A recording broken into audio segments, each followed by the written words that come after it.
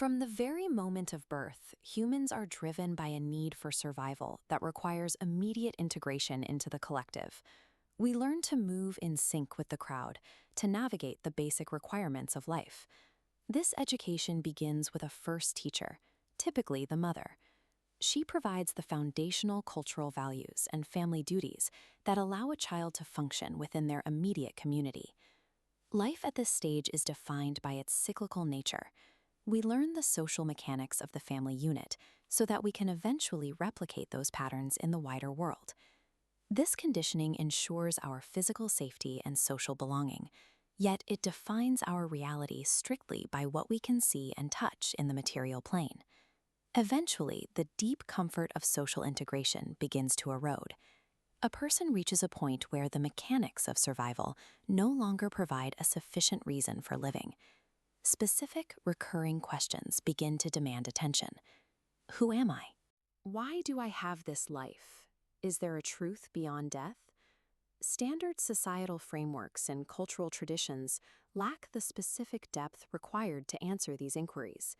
They were built for social stability, not for the investigation of ultimate reality. This profound internal crisis of meaning forces the individual to look far past the boundaries of their initial education, triggering a search for answers that society cannot provide. Historically, those seeking answers to these existential queries have turned towards the Sanatan tradition. Outside of its core practitioners, Sanatan is frequently categorized as a localized religious belief system confined to Hinduism. The tradition functions as a universal mechanism for reaching ultimate reality. It offers a structured, practical methodology designed to bypass surface-level beliefs and access the core of existence. The goal of this process is moksha, total liberation from the physical cycles and limitations of the body. Sanatan provides the architectural pathway out of the existential void, replacing isolated confusion with a systematic approach to absolute freedom.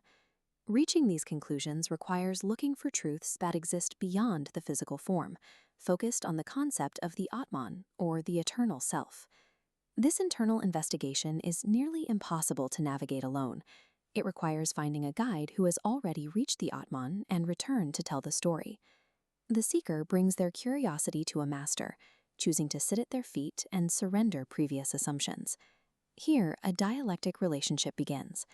The disciple presents difficult questions, and the guru provides answers drawn from their realization. This dynamic shift from solitary confusion to a relationship with an enlightened guide is the essential step for anyone attempting to cross into spiritual clarity.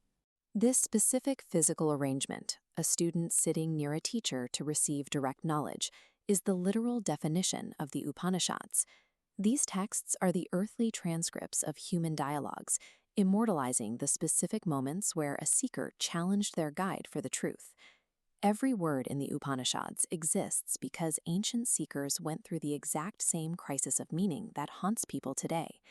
They are the crystallization of humanity's highest inquiries, demonstrating that the ultimate truth is reached through active, relentless questioning rather than passive acceptance. This tradition remains an active, accessible methodology that functions today with the same utility it offered thousands of years ago. The universal questions regarding life, death, and purpose remain as pressing and urgent as ever.